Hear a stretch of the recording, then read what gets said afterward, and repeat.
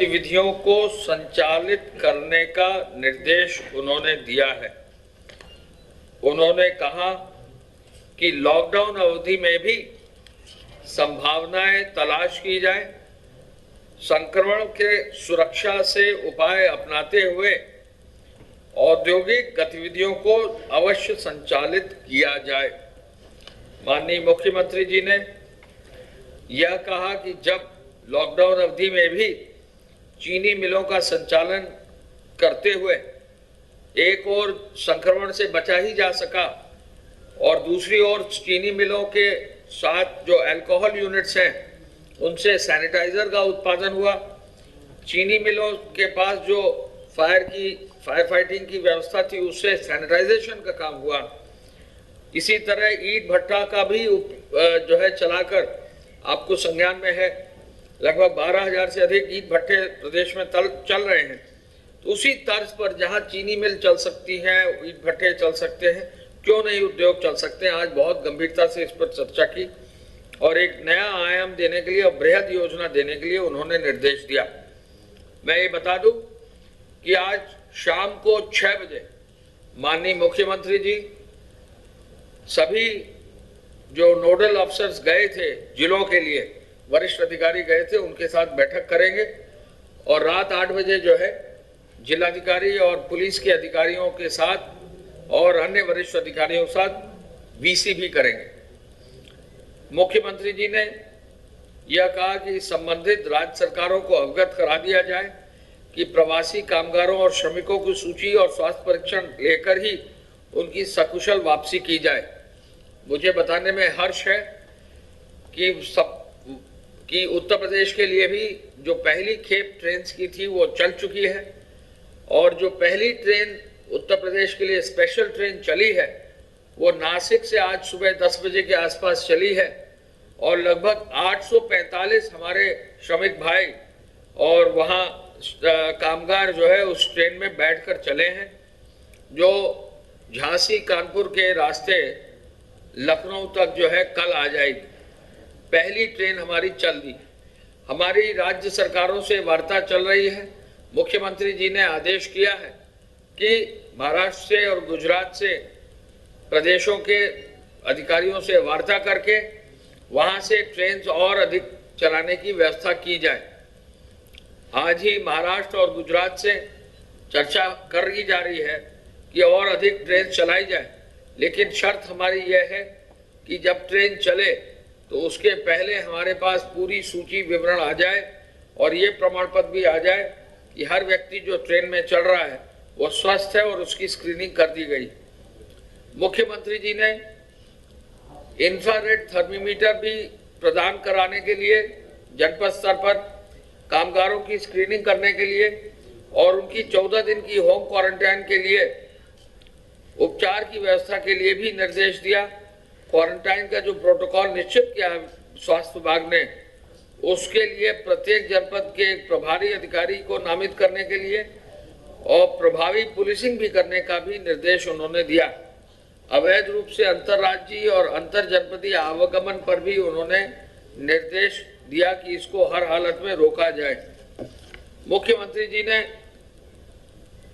यह कहा है कि प्रदेश में वापस आने वाले समस्त प्रवासी श्रमिकों एवं कामगारों के नाम, पते, मोबाइल नंबर और कार्य दक्षता भी, यानी स्किल क्या है उनकी, ये भी संकलित कर लिया जाए। ऐसे श्रमिकों कामगारों को रोजगार के अवसर सुलभ कराने की सुविधा दी जाए। 15 से 20 लाख लोगों को रोजगार के अवसर देने के लिए कार्य योजना भी तैयार करने का उन्होंने निर्देश दिया है। प्रदेश सरकार ने आपको संज्ञान में है कि 16 लाख राज्य कर्मचारियों को वेतन समय से दे दिया है और 12 लाख रिटायर्ड कर्मचारियों को भी पेंशन दिए हैं। तो अप्रैल पेड इन मई, यानी अप्रैल माह की तनख्वाह मई महीने में दे दी गई है। आपको मालूम है कि कल माननीय वित्त मंत्री जी ने खुद प्रेस करके जो वित्तीय स्थिति है वो अवगत कराया है। हालांकि राजस्व की प्राप्ति नहीं हुई, फिर भी प्रदेश सरकार ने आगे बढ़कर हर कर्मचारी के लिए, हर शिक्षक के लिए, हर पेंशनर के लिए टाइम से जो है उनकी जो तनख्वाह है, उनकी जो पेंशन है वो उपलब्ध कराई है। मुख्यमंत्री जी ने इस संदर्भ में यह भी निर्देशित किया है कि वित्त विभाग बैठकर ये और जो राजस्व की संभावनाएं हैं उनको तलाशे और आज इसके लिए पुनः वो बैठक वित्त मंत्री जी के साथ करेंगे। मुख्यमंत्री जी ने कहा है कि कोरोना की इस जंग में लड़ने के लिए हमको उसकी जो इन्फेक्शन की चेन है उसको तोड़ना आवश्यक है। कोविड और नॉन कोविड अस्पताल अवश्य चिन्हित कर लिए जाएं और यह भी सुनिश्चित कर लिया जाए कि मरीजों का उपचार केवल कोरोना पुष्ट मरीजों का उपचार जो है केवल कोविड हॉस्पिटल में ही किया जाए, नॉन कोविड हॉस्पिटल में उनका किसी भी रूप में उपचार न किया जाए। स्क्रीनिंग की व्यवस्था दी जाए और लक्षण वाले रोगियों को सीधे कोविड अस्पताल में भेजा जाए। उनके द्वारा यह निर्देश दिए गए हैं कि जैसा मैंने कल और परसों बताया था कि हमारे प्रदेश में 52,000 और बेड्स L1, L2 और L3 लेवल पर बढ़ाने का निर्देश दिया, जिसकी कार्ययोजना लगभग अंतिम हो गई।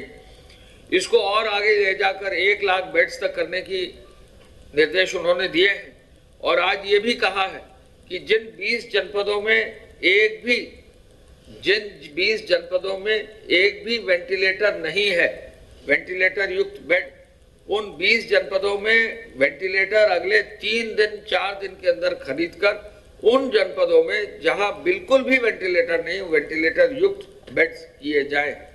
ये बहुत बड़ी उपलब्धि है। ऐसे जनपद जहां पहले कभी भी कोई भी चिकित्सकीय व्यवस्था के अच्छे साधन नहीं थे, मॉडर्न जहां पर कोई व्यवस्था नहीं थी, वहां वेंटिलेटर प्रोवाइड फॉर करके उन चिकित्सालयों को अपग्रेड करने का जो निर्देश दिया है, ये एक महत्वपूर्ण निर्देश है, जिससे कि हर जनपद में एक कड़ी ऐसी हो जहां पर कहीं भी कोविड पेशेंट यदि आता है तो उसको तुरंत जो है राहत दी जा सके। मुख्यमंत्री जी ने कहा है कि 60 वर्ष से अधिक आयु के लोगों अथवा छोटे बच्चों को कोरोना से संक्रमित हो सकते हैं, उनका उपचार L2 और L3 अस्पताल में ही किया जाए। L1, L2, L3 चिकित्सालयों में बेड की संख्या को तेजी से बढ़ाने का निर्देश उन्होंने बताया। मैंने आपको सभी मंडलों में L3 अस्पताल स्थापित किए जाए। अभी मैंने आपको बताया वेंटिलेटर लगाकर और डॉक्टरों और पैरामेडिक्स की प्रशिक्षण की व्यवस्था की जाए। ये भी एक बड़ा काम होगा। निजी चिकित्सालयों तथा आयुष के चिकित्सकों को प्रशिक्षित करने का पुनः आज उन्होंने निर्देश दिया है। माननीय मुख्यमंत्री जी ने मेडिकल संक्रमण पर आज फिर गंभीर चिंता व्यक्त की है और जो भी सुरक्षा के उपकरण है, ओपीडी किस तरह चलेगी, इसका निर्देश भी उन्होंने दिया है। टेलीफोन पर मरीजों को परामर्श देने का भी निर्देश दिया है। क्वारंटाइन सेंटर, आश्रय स्थल, community kitchen, door to door delivery और बेहतर हो, सोशल डिस्टेंसिंग और बेहतर तरीके से लागू की जाए, भोजन ऐसे प्रिपेयर किया जाए कि कहीं भी कोई कठिनाई ना हो, ये भी जो है एक आवश्यक निर्देश उन्होंने दिया है। मंडियों के लिए उन्होंने एक विशेष निर्देश ये दिया है कि मंडियां कुछ ही घंटों के लिए खोली जा रही। प्रदेश में हर जनपद में अब इंस्ट्रक्शंस जा रहे हैं कि मंडियां लंबी अवधि के लिए खोली जाएं, जिससे एक समय पर भीड़ ज़्यादा ना हो। सामान्यतः सुबह 7 बजे से शाम 7 बजे तक जो रिटेल की मंडी है वो खोली जाए। थोक की मंडी तो सुबह 4 बजे खुल जाती हैं। रिटेल मंडियां जो है लंबी अवधि तक खोली जाए, ये निर्देश अब जा रहे हैं, जिससे कि भीड़ ज़्यादा ना हो और वहाँ पर नियमित सैनिटाइजेशन हो, वहाँ पर पीआरडी जवानों की व्यवस्था हो, सोशल डिस्टेंसिंग जो है सुनिश्चित किया जाए। महिला स्वयं सहायता समूह के माध्यम से जो घर पर वो कार्य कर सकते हैं, जैसे मास्क बनाने का काम, अचार मुरब्बा और पापड़ आदि बनाने का काम, इस पूरे कार्यों को भी करने के लिए उन्होंने निर्देश दिया है। उन्होंने ये भी निर्देश दिया है कि यदि कोई निराश्रित व्यक्ति की डेथ होती है तो उसके अंतिम संस्कार के लिए भी उचित सहायता राशि जो है दी जाए।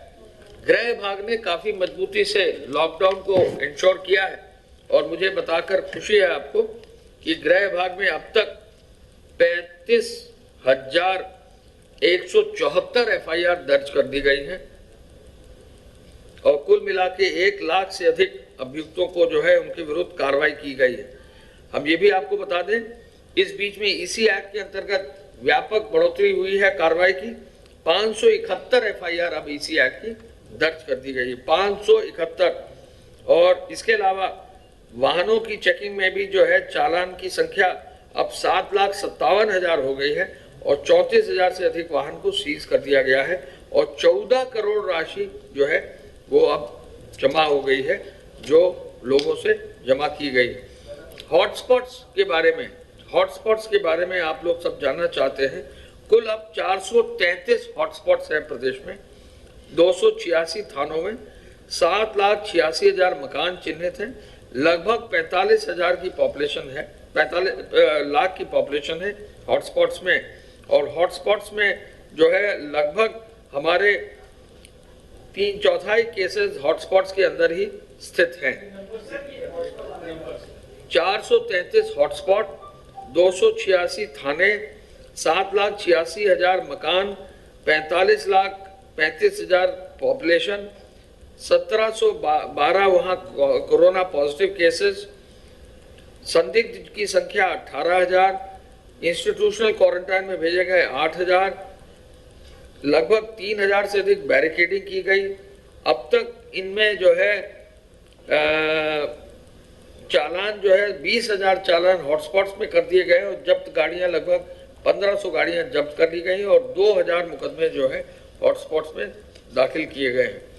हम ये भी आपको बता दें कि फेक न्यूज़ पर सरकार ने काफ़ी सख्ती की है और फेक न्यूज़ के आधार पर जो है अब तक 679 मामले 679 मामले हमारे संज्ञान में आए हैं और इसमें अब तक फेसबुक, टिकटॉक, ट्विटर और व्हाट्सएप के लगभग 37 फेसबुक के, 47 टिकटॉक के, 38 ट्विटर के और 1 व्हाट्सएप के अकाउंट को ब्लॉक किया जा चुका है। उनसे संबंधित से अनुरोध कर साइबर सेल के थानों में अब फेक न्यूज़ की जांच चल रही है। हमारी हिदायत रहेगी कि कोई भी न्यूज़ ऐसी न चलाएं जो फेक न्यूज़ की श्रेणी में आए, अन्यथा इस मामले में जो है बाद में दिक्कत आपके समक्ष, हम सबके समक्ष आती है। फेक न्यूज़ किसी भी रूप में न चलाएं। दूध का वितरण आज 35,27,000 लीटर हुआ है। कुल जो है प्रोडक्शन 55 लाख से अधिक हुआ है।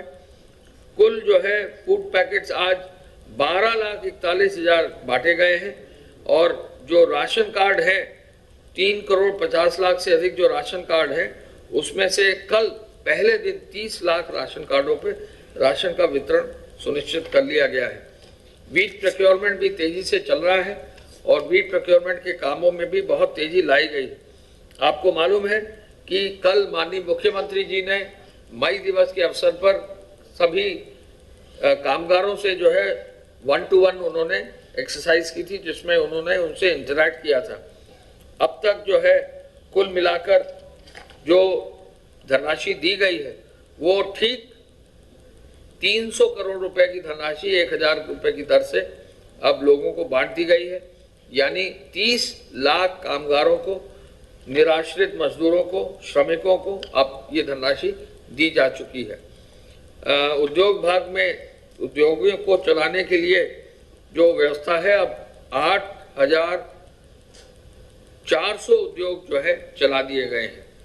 पहले ये संख्या काफ़ी कम थी और ऐसे में जो नई व्यवस्था लॉकडाउन फेज 3 यानी 4 तारीख से जो लागू होगी, जैसा मैंने कहा माननीय मुख्यमंत्री जी ने उद्योगों के लिए विशेष जो है बल दिया है और जल्दी ही आज ही आदेश आ जाएगा जब आपको सबको जानकारी हो जाएगी कि 4 के बाद सरकार के प्रदेशों के लिए, अपने प्रदेश के लिए क्या नीति रहेगी और क्या क्या चीज़ें जो है खुलेंगी और क्या प्रतिबंध रहेगा। प्रमुख सचिव स्वास्थ्य। धन्यवाद। प्रदेश में कोरोना वायरस के संक्रमण के कुल 127 नए मामले आए हैं। कुल एक्टिव केसेस की संख्या इस समय प्रदेश में 1,756 डिस्चार्ज हुए मरीज 656, 43 लोगों की अभी तक मृत्यु हुई है। कुल केसेस की संख्या 2,455, 2455। ये 64 जिलों से 64 डिस्ट्रिक्ट से प्रकरण आए हैं, जिनमें से 6 जिले ऐसे हैं जिनमें कोई भी एक्टिव इन्फेक्शन का केस नहीं है। 6 कल प्रयोगशालाओं को 3,356 सैंपल्स भेजे गए और प्रयोगशालाओं ने कल 4,431 सैंपल्स का परीक्षण किया। जो 4431 जो हमारा थोड़ा बैकलॉग था उसको वो क्लियर हो रहा है। कुल जो आइसोलेशन वार्ड में मरीजों की संख्या है इस समय वो 1,841 और फैसिलिटी क्वारंटाइन में जो लोग रखे गए हैं उनकी संख्या 11,769 11,769। कल भी पूल टेस्टिंग हुई 11 प्रयोगशालाओं के द्वारा और उनमें 331 पूल की टेस्टिंग की गई, जिसमें 1,607 सैंपल्स की टेस्टिंग हुई। 331 में से 23 पूल्स पॉजिटिव आए और 308 पूल्स नेगेटिव आए। जो बाहर से प्रवासी आएंगे, प्रवासी कामगार या और बाकी लोग जो आएंगे, उनके संबंध में विस्तृत शासनादेश कल जारी कर दिया गया है। आने के पश्चात सर्वप्रथम उनकी स्क्रीनिंग की जाएगी। स्क्रीनिंग में जो लोग बिना लक्षण के और स्वस्थ पाए जाएंगे उनको होम क्वारंटाइन में भेजा जाएगा। वो 21 दिन के होम क्वारंटाइन में रहेंगे। उनके घर के आगे एक फ्लायर लगाया जाएगा जिसमें कि तिथि लिखी होगी कि कब से कब तक वो होम क्वारंटाइन में है। जिनमें थोड़े बहुत भी लक्षण पाए जाएंगे उनको वहीं पर रोक लिया जाएगा और उनकी फिर जांच करवाई जाएगी RT-PCR के माध्यम से। अगर उनमें कोरोना वायरस की पुष्टि होती है तो उनको अस्पताल में भेज दिया जाएगा, आइसोलेशन वार्ड में चले जाएंगे। अगर पुष्टि नहीं होती है तो भी उनको 7 दिन तक वहां रोका जाएगा लक्षण वाले लोगों को, और 7 दिन के पश्चात पुनः जांच करवाई जाएगी। अगर उनके पुनः जांच जो होती है उसमें भी अगर वो निगेटिव आते हैं तो उनको 14 दिन के लिए होम क्वारंटाइन में भेज दिया जाएगा। इसमें प्रदेश में ये व्यवस्था की जा रही है क्योंकि बड़ी संख्या में लोग होम क्वारंटाइन में जाएंगे तो कम्युनिटी सर्वेलेंस की व्यवस्था की जा रही है। ग्राम पंचायत के लेवल पर जो ग्राम प्रधान हैं उनके देख रेख में एक ग्राम निगरानी समिति बनेगी जिसमें आशा और जो थाने के चौकीदार होते हैं वो और बाकी युवक मंगल दल के प्रतिनिधि और इस तरह के जो अन्य लोग हैं उनको मिलाकर के एक ग्राम निगरानी समिति बनेगी जो इस बात को सुनिश्चित करेंगे कि जो लोग होम क्वारंटाइन में भेजे गए हैं वो इसका सख्ती से पालन करें। इसी प्रकार से जो शहरी क्षेत्र के लोग होंगे उनके लिए मोहल्ला निगरानी समिति बनेगी जो वहाँ के स्थानीय सभासद की देखरेख में बनेगी और वो इस बात को सुनिश्चित करेंगे कि वो कड़ाई से होम क्वारंटाइन का पालन करें। अगर किसी प्रकार के भी लक्षण आते हैं तो तत्काल सूचित किया जाएगा स्वास्थ्य विभाग को और उस पर फिर उनको फैसिलिटी क्वारंटाइन या जैसी स्थिति हो L1, L2, L3 के चिकित्सालय में उनको भेजा जाएगा। जब उनकी अवधि समाप्त हो जाएगी तब उनके घर के बाहर से जो फ्लायर लगाया जाएगा जिसमें तिथि लिखी है उस फ्लायर को हटा दिया जाएगा। आपको मैं ये भी सूचित करना चाहता हूँ, जैसा आपको मैंने 1-2 दिन पहले बताया था, लॉकडाउन के दौरान प्रदेश में जो वैक्सीनेशन की व्यवस्था थी, इम्यूनाइजेशन की व्यवस्था थी, उसमें एक ठहराव आ गया था। बच्चों का वैक्सीनेशन थोड़ा रुक गया था क्योंकि लॉकडाउन में बिल्कुल ही आना जाना रुक गया था। आज से हम लोगों ने पूरे प्रदेश में वैक्सीनेशन की व्यवस्था को प्रारंभ कर दिया है। बुधवार और शनिवार को बच्चों का इम्यूनाइजेशन होता है, तो बुधवार को इसके आदेश हुए थे। आज से अभी तमाम फोटोज हमारे पास प्राप्त हो रहे हैं। समस्त जिलों में आज से बच्चों का टीकाकरण फिर से प्रारंभ हो गया है। आपके माध्यम से मैं लोगों से ये अनुरोध करना चाहता हूं कि जिन बच्चों का टीकाकरण ड्यू हो गया था या थोड़ा उसमें विलंब हो गया था, तत्काल अपने बच्चों को टीकाकरण करवा लें, टीका लगवा लें, ताकि जिन बीमारियों के लिए टीका लगाया जाता है उससे वो बचे रहें और बच्चों को भविष्य में वो बीमारियां न हो। आपके माध्यम से मैं एक बार फिर से ये अनुरोध करना चाहता हूं कि जिन्हें भी सूखी खांसी या सांस फूलने की बात या बुखार जैसे लक्षण आए, उनको सामने आकर के अपना परीक्षण करवाना चाहिए। ये एक संक्रामक बीमारी है और ये संक्रमण जो है किसी को भी हो सकता है, इसमें कोई घबराने की बात नहीं है। आप सामने आइए, बताइए। हमारे हेल्पलाइन 1800 180 5145 पर फ़ोन करिए, उससे आपको सलाह दी जाएगी और आप अपना परीक्षण करवाएं। अगर उसमें आपके पाया जाता है कि आप संक्रमित हैं तो सरकार आपकी निःशुल्क चिकित्सा करवाएगी। इसको जितना ही हम छुपाने का प्रयास करेंगे उतना ही अपने हम इष्ट मित्रों और अपने परिवार वालों को भी हम संक्रमण देंगे। ऐसा देखने में आ रहा है कि जहां लोगों ने विलंब किया, कई घरों में हमारे पास जो सूचना आ रही है उसमें एक व्यक्ति को हुआ, उसने विलंब किया तो उसके घर के 5 व्यक्ति को या 8 व्यक्ति को संक्रमण की बात सामने आई। अगर समय रहते ही, लक्षण होते ही तत्काल अपनी जांच करवा लेंगे तो अपने परिवार वालों को भी आप बचाएंगे और अपने सभी इष्ट मित्रों को भी बचाएंगे। विशेष तौर पर हमें इस बात का ध्यान रखना है कि अपने बुजुर्गों को और जो लोग किसी प्रकार के रोग से ग्रस्त हों पहले से, उन्हें संक्रमण से हर हालत में बचाना है। वो लोग सोशल डिस्टेंसिंग का विशेष ध्यान रखें और हम लोग भी इस बात का ध्यान रखें कि हम उनके नज़दीक न जाएं। हाथ साबुन पानी से बार बार धोते रहें, सोशल डिस्टेंसिंग का ध्यान रखें, अपने चेहरे, मुंह और नाक को फेस कवर से ढकें, रुमाल, मास्क, दुपट्टा, गमछा, किसी न किसी चीज़ से अपने चेहरे और नाक को ढकिए और साथ ही ऐसे कुछ प्रयास कीजिए जिससे आपकी शरीर की प्रतिरोधक क्षमता बढ़ती है। तुलसी अदरक का काढ़ा है, अजवाइन का अर्क है और नीम की पत्ती का सेवन है, गर्म पानी का सेवन है, योग प्राणायाम है। इन सब चीज़ों को करने से हमारी प्रतिरोधक क्षमता बढ़ सकती है और हम इस बीमारी को हम परास्त कर सकते हैं। हमारा शरीर उनसे सफलतापूर्वक लड़ सकता है। इस बीमारी से हमें घबराना नहीं है। इतने बड़े राज्य में जिसकी जनसंख्या 23 करोड़ है, वहाँ भी अभी भी हम लोगों ने इसको आप लोगों के प्रयास से और लोगों की समझदारी से इसको अभी भी हम लोगों ने काफ़ी नियंत्रण में रखा है।